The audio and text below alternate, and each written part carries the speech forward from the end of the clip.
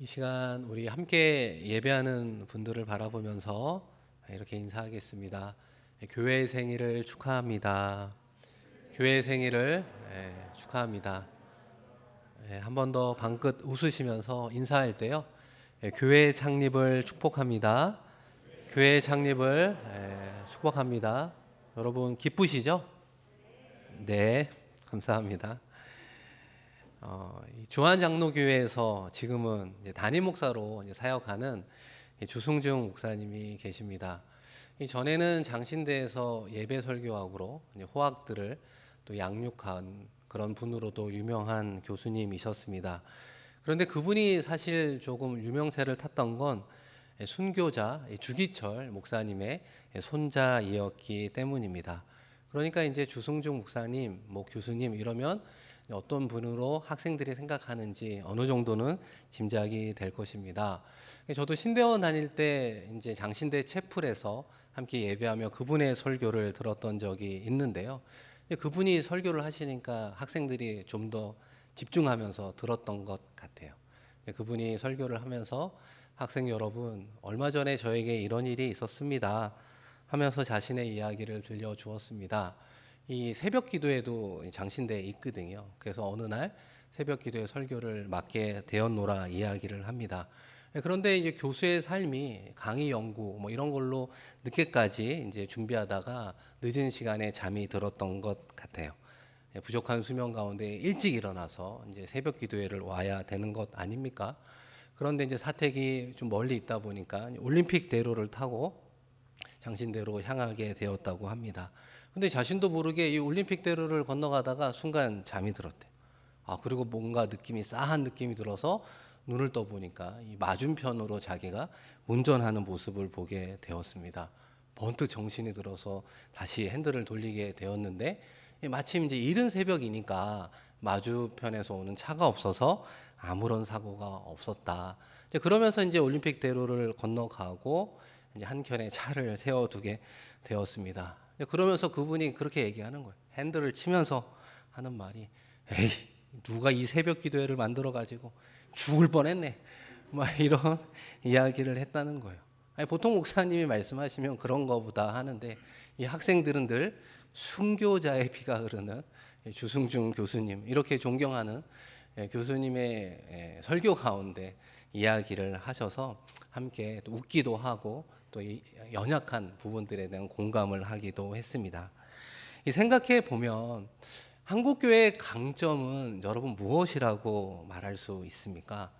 여러분이 생각하는 한국 교회의 강점이 있다면 무엇입니까? 여러분이 질문 가운데 선뜻 떠오르는 답이 있다면 무엇입니까? 그 답 중에 하나는 분명히 기도라고 이야기할 겁니다. 세계 어느 교회 성도들보다 한국 교회 성도들이 열정적으로 열심으로 기도하는 특징을 가지고 있잖아요. 그래서 여러분 한국 교회만 새벽 기도회가 있는 게 아니라 싱가포르 한인 교회도 뭐가 있죠? 새벽 기도회가 있습니다. 여러분 알고 계시죠? 모르셔서 안 나오신 건 아니죠? 여러분 우리 교회도 새벽 기도회가 있습니다. 많은 한인 교회들도 한국 교회만큼은 그러니까 한국 한인 교회만큼은 새벽 기도회가 있습니다. 멀고 힘든데 어떻게 새벽 제단을 지킬 수 있을까? 그것은 한국 교회가 가지고 있는 그 기도의 열심과 열정과 그 역사를 경험했기 때문입니다. 그러나 오늘 한국 교회와 성도들에게 찾아온 위기는 바로 이런 기도가 사라지고 있다는 것입니다. 단순히 기도가 사라지는 것이 아니라 기도의 이면 속에 있는 그 기도의 절박함이 사라지고 있다는 것입니다. 교회의 절박함이 사라졌고 성도들의 삶 속에도 간절함이 사라지고 있습니다. 상대적으로 말씀을 듣는 시간은 많아지는 것 같아요. 성경 공부하는 시간은 늘어나고 있는 것 같아요. 그러나 여러분 한번 잘 생각해 보십시오. 정작 기도하는 시간은 하루에 내가 얼마나 하나님 앞에 엎드려 기도하고 있는가? 라고 하는 질문에 여러분은 어떻게 대답하겠습니까? 왜 이런 현상이 생기게 되었을까? 여러 이유가 있을 수 있지만 모든 것이 부해졌고 넉넉해졌기 때문 아닐까요? 부족함이 없어지다 보니까 자연스럽게 간절한 기도도 이 절박한 기도도 사라지고 말았습니다. 이 사랑하는 성도 여러분, 오늘 말씀의 제목이 무엇입니까? 결박을 푸시는 하나님. 하나님께서 우리의 결박을 어떻게 풀어주실까요? 우리가 기도할 때 풀어준다는 거예요. 하나님께서 어떻게 얽히고 설킨 관계 문제를 해결해 주실까요? 우리가 기도할 때 이루어진다는 거예요. 이 우리의 힘으로 해결할 수 없는 그 문제 앞에서 하나님 앞에 기도할 때 하나님께서 그런 문제들을 해결해 주신다고 오늘 우리에게 말씀하고 있습니다. 오늘 본문 말씀을 보시면 야고보의 순교와 이 베드로의 투옥 사건이 기록되어 있습니다. 그 당시 유대인을 다스리는 왕은 헤롯 왕이었습니다. 민심을 사기 위해서 정치적인 노림수를 가지고 야고보를 죽이게 되었습니다. 사도 중에 최초의 순교자 야고보가 나오게 되었습니다. 그런데 이 모습을 보고 유대인들이 무척이나 기뻐하는 것을 보게 되었습니다. 그래서 그들의 민심을 얻고자 베드로를 잡고 그 베드로를 감옥에 가두게 되었습니다. 여러분, 우리 4절 말씀인데요. 한번 같이 읽겠습니다. 잡음에 옥에 가두어 군인 내식인 내패에 맡겨 지키고 6월절 후에 백성 앞에 끌어내고자 하더라. 베드로가 갇혀 있던 감옥은 성전 북서쪽에 있는 안토니아 요새 감옥으로 추정하고 있습니다.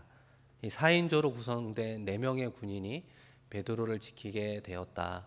특별히 그 당시에 로마의 병사들은 이 제수의 양쪽 팔을 묶고 그 양쪽을 2명이 지키고 나머지 2명은 밖에서 보초로 그 제수를 삼엄하게 지키고 있었습니다. 그런 4명이 4개조가 되었다라고 하는 것은 특별히 밤 12시간을 4등분을 해서 3시간씩 4조로 경계를 서면서 교대로 삼엄하게 지켰다라고 하는 것입니다. 특별히 베드로를 향해서 이렇게 헤롯은 삼엄한 경비를 허락한 이유가 무엇입니까?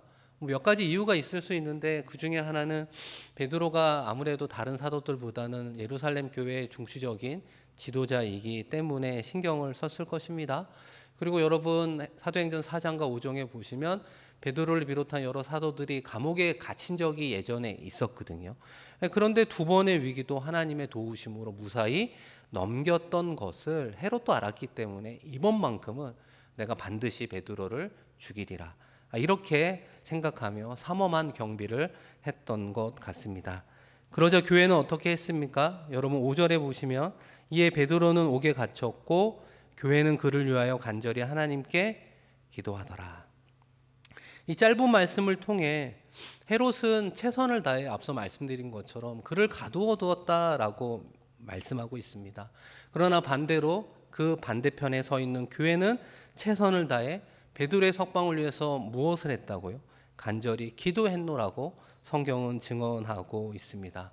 생각해 보면 그 당시 교회가 유일한 대처법은 기도밖에 없었습니다. 하나님께 간절히 기도하는 방법 외에는 아무것도 없었음을 보게 됩니다.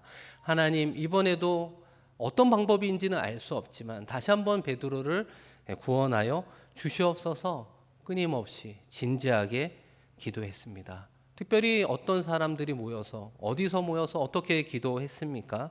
여러분 12절 말씀은 한번 같이 읽겠습니다. 깨닫고 마가라 하는 요한의 어머니 마리아의 집에 가니 여러 사람이 거기에 모여 기도하고 있더라. 여러 사람이 거기에 모여 기도하고 있더라. 이것은 아주 많은 사람이 거기에 모여 기도하고 있더라, 이렇게 번역하는 것이 옳다고 알려졌습니다.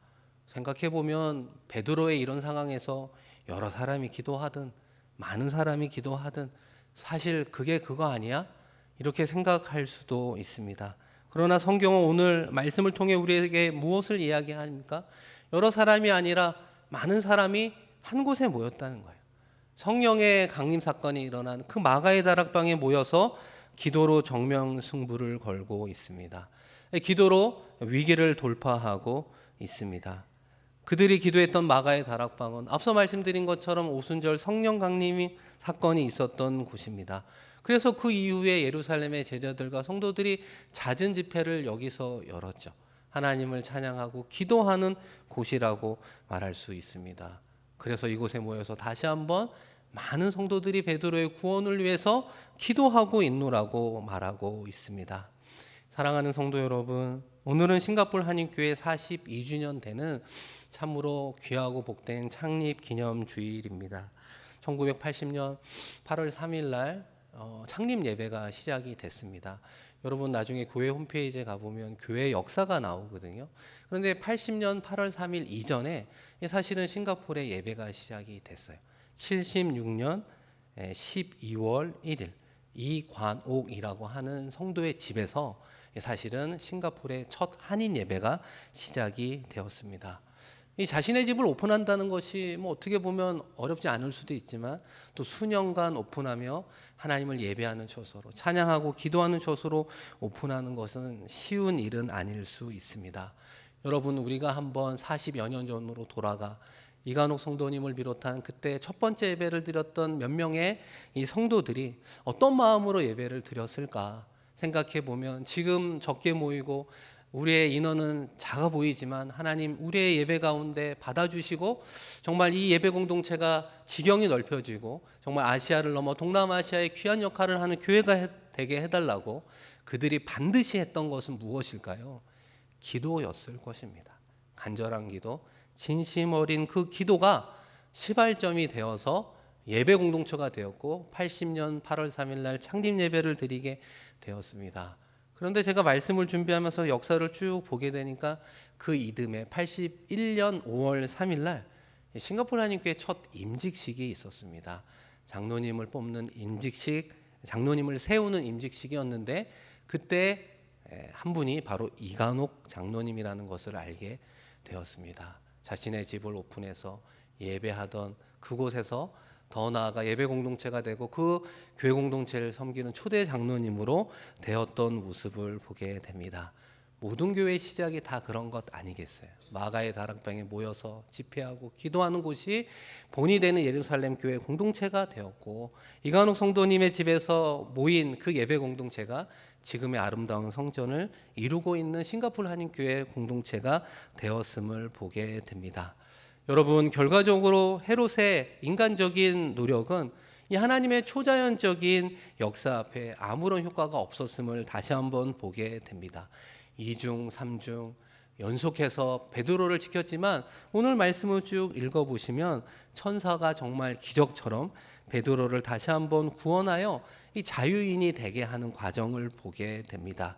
주의 복음을 전할 사명이 있기 때문에 다시 한번 베드로에게 기회를 줄 뿐만 아니라 함께 기도하던 그 마가의 다락방에 모인 많은 성도들에게 기도 응답의 은혜를 하나님께서 주고 있음을 보게 됩니다. 사랑하는 성도 여러분, 우리가 무엇을 다시 한번 기억하고 회복해야 될까요?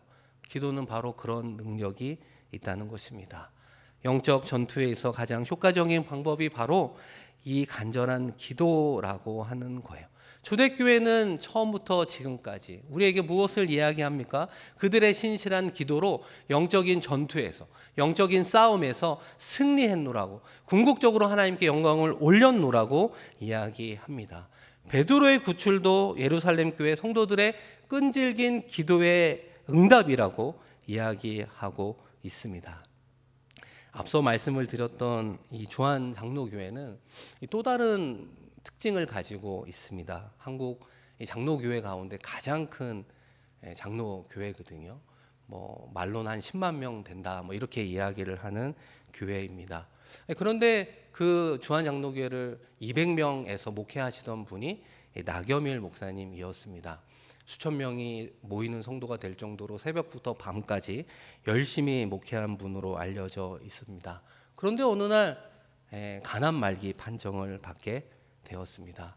여러 병원을 거쳐서 세브란스 병원까지 가게 되었는데 그 당시 주치의였던 그 김병수 박사도 상황을 보더니만 더 이상 고칠 수 없다. 3일 안에 돌아가실 것 같다고 솔직하게 이야기를 해 주었습니다. 나겸일 목사님도 자신의 모습을 보니 만삭의 임산부처럼 이 간암 말기니까 복수가 차고 얼굴은 이렇게까지 새카만 자신의 모습을 보면서 자신도 3일밖에 살 수 없겠구나 이런 생각을 하게 되었습니다. 이 가족들도 이 목사님의 장례를 준비하는데 이 어린 두 딸이 찾아와 울면서 이렇게 말하는 거예요. 아빠 죽지 마. 아빠 죽지 마. 아빠가 죽으면 우리 못 살아. 이 젊은 아내, 이 어린 자식을 두고 가면 안 되는데 아이들이 우니까 이 남목사님의 마음이 더 아프고 찢어졌습니다. 내가 죽으면 우리 가족은 누가 돌볼 수 있을까라는 생각 속에 다시 한번 이런 생각이 스쳐갔대요. 하나님이 세상도 창조하시고 교회도 허락해 주시고 나의 장기인 간도 만들어 주셨는데 다시 한번 말씀 붙잡고 기도해야지. 믿는 자에게 능치 못함이 없다고 말씀해 주셨는데, 의인의 강구는 역사하는 힘이 있다고 말씀해 주셨는데, 하나님 믿습니다. 고쳐 주십시오. 이렇게 믿음으로 기도했습니다. 그런데 나중에 고백하는 그분의 고백을 들으면, 그런데 기도하고 나서 여전히 변함없는 자신의 모습을 보며 90% 이상 내가 못 살지, 내가 뭐 하고 있나, 이런 생각이 들다가도 다시 정신을 차리면 말씀 붙잡고 기도하는 것입니다. 하나님 고쳐 주십시오. 하나님 살려 주십시오. 하나님 말씀대로 하나님의 역사를 경험하고 싶습니다. 그렇게 아멘하며 기도하고 계속해서 나아갈 뿐이었습니다. 믿으려고 애쓸 뿐이지 정말 믿음 없는 목사였구나를 고백하게 되었습니다. 이 사흘째가 되는 날 밤, 정말 얘기하신 대로 이 자신의 숨이 끝나가는구나를 느끼게 되었습니다.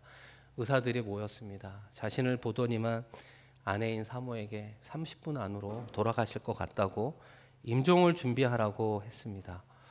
그러니까 사모님은 교회에 전화해서 30분 안에 목사님이 돌아가신다고 이야기를 했습니다. 그런데 신기하게도 시간이 지나 주일 새벽이 되어 가는데 이 남목사님의 부고의 소식이 교회에 알려지지 않자 이 부목사님이 다시 전화를 하게 된 거예요. 사모님이 통화하는 가운데 아직 목사님이 살아 계신다고 이야기를 하게 되었습니다. 그래서 이렇게 주일날 일부부터 오후 예배를 드리면서도 동시에 오늘 나겸일 목사님 가시는 마지막일 수도 있는데 우리 한번 마음 모아 기도합시다. 그래서 예배 가운데 예배 끝나고 계속해서 기도하고 특별히 주일 저녁 7시 예배 가운데 온 성도들이 모여서 기도했습니다. 그리고 기도가 끝나고 본당에서 또한 기도원으로 또한 산으로 또 철야하며 목사님의 회복을 위해서 온 성도들이 마음 모아 기도하게 되었습니다. 이 하나님은 나겸일 목사님의 간절한 기도와 더불어서 섬기는 교회 성도들의 이 사랑 어린 이 믿음의 중보 기도를 원하셨던 것 같습니다. 그렇게 주일 하루가 지나고 월요일 새벽 2시가 되었습니다. 2시에 눈을 뜨게 되었는데 이 배가 부글부글 끓는 걸 느끼게 되는 거예요. 뭔가 나올 것 같기도 하고. 그래서 이제 대변통을 가리키니까 가져다 주게 되었습니다. 이제 그러면서 이 대변통으로 부두득 하면서 대변통 가득히 핏덩어리가 나오게 되었습니다.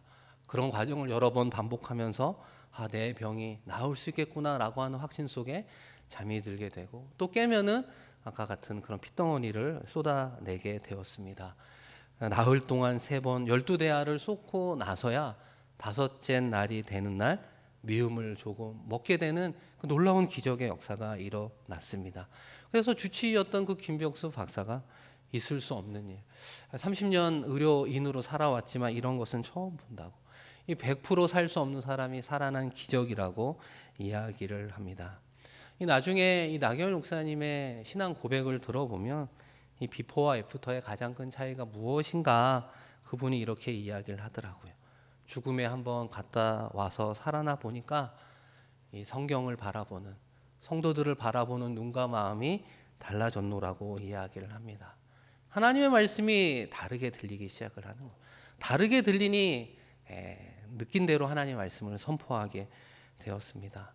슬픔을 당한 성도를 보면 전에도 슬픈 건 마찬가지였지만 더 슬픈 가운데 다가오게 되었습니다. 이 가난한 성도를 바라보게 되면 더 국률한 마음이 생겨서 호주머니를 털어 도와주지 않을 수 없는 마음이 되었노라고 이야기하는 것이죠. 가장 큰 변화는 주의 사랑이 예전에도 있었지만 몇십 배 더 주의 사랑이 커진 이 자신의 변화된 모습을 보노라고 고백하고 있습니다. 이 사랑하는 성도 여러분, 우리가 믿는 하나님은 어떤 하나님이십니까? 결박을 푸시는 하나님입니다. 물론 설교를 들으시면서 목사님, 베드로의 사건이 이 나겸일 목사님의 사건이 일반적인 건 아니잖아요 라고 이야기하실 수도 있습니다. 일반하여 모두에게 언제나 일어난다고 말을 할 수는 없지만, 그럼에도 불구하고 예로부터 지금까지 우리가 말할 수 있고 신앙 고백할 수 있는 것은, 우리가 믿는 하나님은 결박을 푸시는 하나님이라고 하는 것입니다. 베드로가 감옥에 갇혀 있는 그 결박을 풀어주시는 하나님, 병으로 힘들어하는 환우들을 치료하시는 하나님, 얽히고 설킨 관계의 문제를 해결해 주시는 하나님, 우리의 힘으로는 해결할 수 없는 일을 해결해 주시는 그 하나님, 우리가 믿는 하나님은 도대체 어떤 하나님이십니까? 그것은 결박을 푸시는 하나님이라고 하는 거예요. 그것을 어떻게 우리가 고백할 수 있습니까? 결박을 푸시는 하나님이 우리에게 예수 그리스도를 보내주셨기 때문에 그렇습니다. 예수 그리스도가 우리를 위해서 어떻게 하신 분입니까? 죄와 사망과 죽음의 그 감옥으로, 그 지옥의 형벌로 갈 수밖에 없는 우리들을, 그 모든 죽음의 결박에서 우리를 풀어주신 분이 바로 예수 그리스도임을 믿기 때문에 그렇습니다. 그분이 우리의 진정한 구원자임을 믿는 믿음이 우리에게 있다면, 우리가 믿는 하나님은 바로 결박을 푸시는 하나님임을 고백하며 나아가야 되는 것입니다. 여러분은 도대체 어떤 하나님을 믿으며 그 하나님을 향하여 어떤 기도를 올리며 살아가고 있습니까? 여러분을 힘들게 하는 많은 결박들이 우리들의 삶의 자리에 있는 것 아닙니까? 재정적인 문제로, 관계의 문제로, 어떤 해결할 수 없는 나만의 어떤 문제로 이런저런 고민 가운데 살아가고 있습니다. 이런저런 방법으로 해결해 보려고 하나 해결할 수 없는 가운데 두 손 두 발 다 들고 있는 그 상황 가운데 오늘 우리 주님께서는 우리에게 무엇을 이야기합니까? 그 모든 것을 초월하여 역사하시는 그 하나님을 향하여 우리의 입술을 열어 믿음 어린 기도자로 서라고 우리에게 말씀하고 있는 것입니다.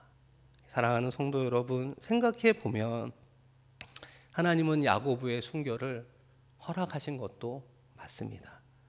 그리고 또 베드로는 극적으로 구원해 주신 것도 맞습니다. 하나님의 섭리를 다 헤아릴 수 없지만 하나님께서 우리에게 허락하신 그 부분에는 목적과 이유가 있습니다. 야고보의 순교의 피를 통해 복음이 자랄 수 있는 토양을 만들어 주신 것 아닐까요? 베드로를 왜 한 번 더 구원해 주신 이유가 무엇입니까? 베드로의 사명이 있기 때문입니다. 초대교회가 오순절 성령 강림 사건으로 든든하게 세워져 가고 있었습니다. 그런데 교회의 최고 지도자인 베드로가 죽는다면 이 교회는 큰 타격을 입을 수밖에 없습니다. 베드로만큼은 이번에 하나님의 전적인 은혜로 구원해 주신 이유는 그에게 부여된 사명이 있기 때문에 그렇습니다. 더 정확히 말해보면 베드로는 그의 사명을 완수하기까지 순교가 보류된 것 아닙니까? 나중에 시간이 지나서 베드로도 로마 감옥에서 순교했던 것을 우리가 알고 있기 때문입니다.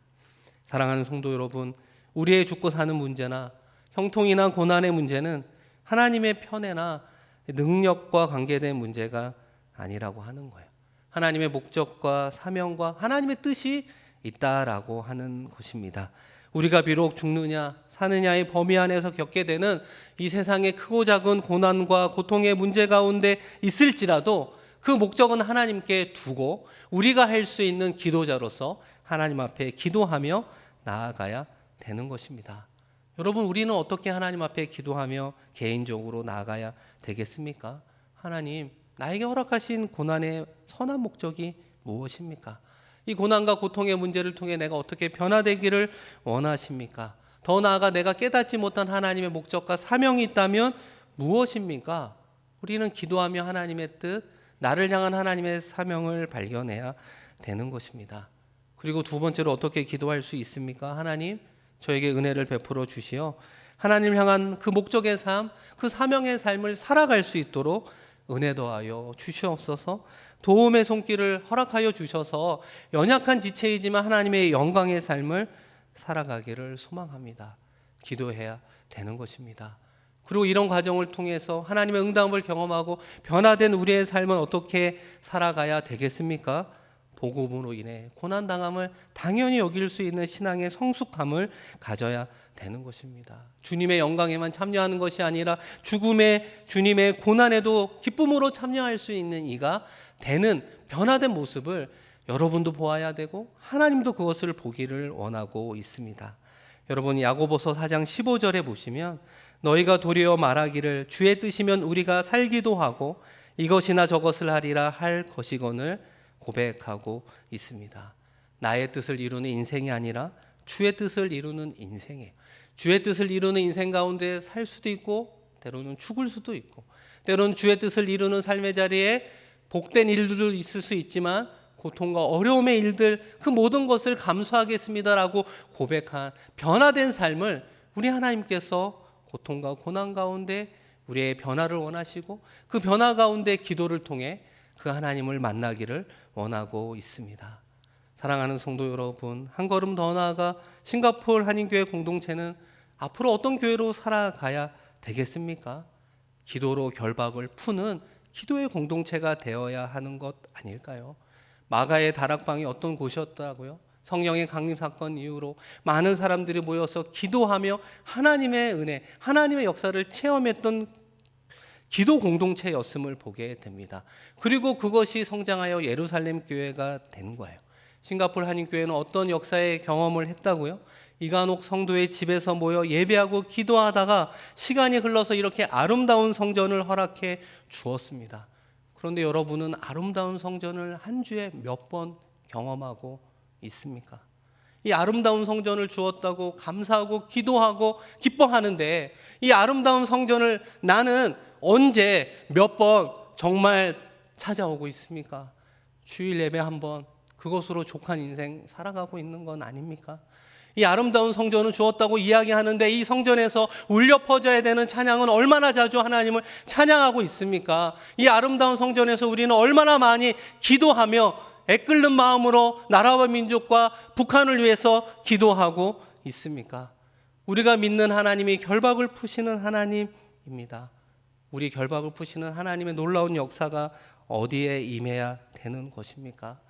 한국의 정치와 경제와 사회 그 모습을 보면 그 어느 때보다도 안정되지 못한 모습을 보게 됩니다.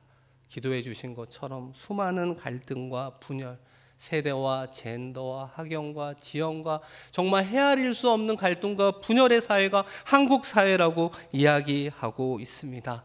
그 분열의 문제를, 그 결박의 문제를 어떻게 누가 해결할 수 있겠습니까?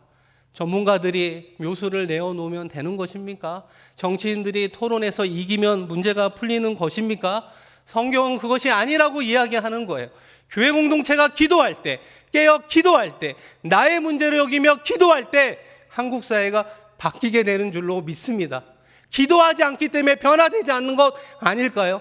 교회 공동체를 허락해 주었지만 기도하지 않는데 어떻게 우리의 삶의 변화가, 한국 사회의 변화가 일어날 수 있겠습니까? 하나님이 역사하지 않는 거예요. 기도하지 않는데 어떻게 하나님이 역사할 수 있겠습니까? 한국 교회도 절박함을 잃어버리며 사명을 잃어버리며 이제는 맛을 잃은 소금처럼 밟히고 있는 것 얘기하지 않아도 더 알고 있잖아요. 우리가 기도하지 않을 수 없는 또 다른 기도가 무엇입니까? 북한 선교 아닌가요? 북한을 위해서 여러분 얼마나 기도하는 거 있습니까? 그 철권 통치 가운데 목숨을 걸고 예배하는 그 지하교회 주민들을 위해서 우리는 얼마나 아파하고 있습니까? 우리는 얼마나 복음 통일을 위해서 기도해야 된다고 그 기도의 사명을 우리의 것으로 여기며 나아가고 있습니까? 우리는 아무런 기도도 아무런 액션도 아무런 행위 없이 그저 나와 가족과 우리의 자녀들의 안위만을 위해서 기도하며 신앙생활하고 있는 것은 아닙니까? 싱가포르 한인교회 42주년을 맞이하여 우리 교회 공동체는 다양한 사역을 하는 것은 맞습니다. 그러나 가장 처음이자 마지막까지 끊임없이 놓치지 말아야 될 사역이 있다면 결박을 푸시는 하나님을 향하여 중보하며 기도하는 것입니다. 나의 문제를 넘어 우리의 연약한 지체를 위해서, 나라와 민족을 위해서, 한국 교회를 위해서, 북한 선교를 위해서, 더 나아가 선교지에 복음의 전파를 하며 나아가는 선교사님을 위해 우리는 기도해야 되는 것입니다. 해도 그만, 안 해도 그만이 아니라 기도할 때만 하나님의 놀라운 역사가 일어날 것을 믿는 믿음으로 다시 한번 기도의 용사들이 일어나는 그런 복된 기념주의를 보내며 승리하는 우리 모두가 되기를 축복합니다. 이 시간 함께 말씀을 기억하며 기도하겠습니다. 초대교회로부터 지금까지 교회 공동체는 기도하지 않으면 그 생명력을 발휘할 수가 없습니다. 기도할 때 우리에게 주신 영생, 그 생명, 그 구원은 다시 한번 놀라운 역사, 부흥하는 역사가 일어나게 되는 것입니다. 결박을 푸시는 하나님, 과거의 하나님으로만 두는 것이 아니라 현재 나의 문제를 푸시는 하나님, 나의 미래 문제를 푸시는 그 하나님이 되어주실 수 있습니다. 우리의 입술을 열어 기도합시다. 믿음으로 선포합시다. 우리의 가족으로만 기도하는 것이 아니라, 우리의 공동체로만 기도하는 것이 아니라, 나라와 민족과 대한민국과 한국교회와 북한 선교와 더 나아가 세계의 선교를 위해서 이 시간 주여 한번 부르고 하나님께 간절히 기도합니다. 주여, 하나님 아버지, 이 시간 이 자리에 우리에게 교회 창립 기념주의를 허락하여 주시고 다시 한번 주님 바라보며 나아가 기도할 수 있도록 은혜 베풀어 주시니 고맙고 감사합니다. 우리에게 구원을 허락해 주신 거에 족하며 살아가는 인생 되지 않게 하여 주시고, 죽음의 문제를 해결해 주신 예수 그리스도를 믿는 믿음이라며 우리의 모든 결박을 푸시는 하나님을 바라보며 나아가게 하여 주시고, 교회 공동체의 정체성을 기도로부터 찾게 하여 주셔서 기도하면 살고 기도하지 않으면 죽는다는 아버지 하나님 그 긴박한 마음을 가지고 기도하며 나아갈 수 있는 우리 모두가 되게 하여 주시옵소서. 아름다운 성전을 주심에 감사하는 것으로 그치지 않게 하시고, 주일 예배 한 번의 참석으로 그치는 것이 아니라 기도하는 자리를 찾는 자들 되게 하여 주옵소서. 하나님을 찬양하는 자리를 찾게 하여 주옵소서. 주의 말씀을 선포하는 자리를 찾는 우리들 되게 하여 주셔서 하나님 없이는 살아갈 수 없음을 고백하며 나아갈 수 있는 놀라운 역사가 우리 가운데 이루어질 수 있도록 아버지 하나님 함께하여 주시옵소서. 특별히 한국 사회와 대한민국 교회와 북한 선교와 세계 선교를 위해서 기도합니다. 아버지, 얽히고 설킨 문제, 해결할 수 없는 문제, 우리의 힘으로 아버지 결박을 풀 수 없는 모든 문제들은 예수 그리스도의 이름으로 명하노니 무릎 풀릴지어다. 아버지 하나님 믿음으로 선포하며 나아가 승리하는 우리 모두가 되게 하여 주시옵소서. 주님 바라보며 나아가 믿음으로 승리할 수 있는 우리 모두가 되게 하여 주시옵소서. 아버지 감사합니다.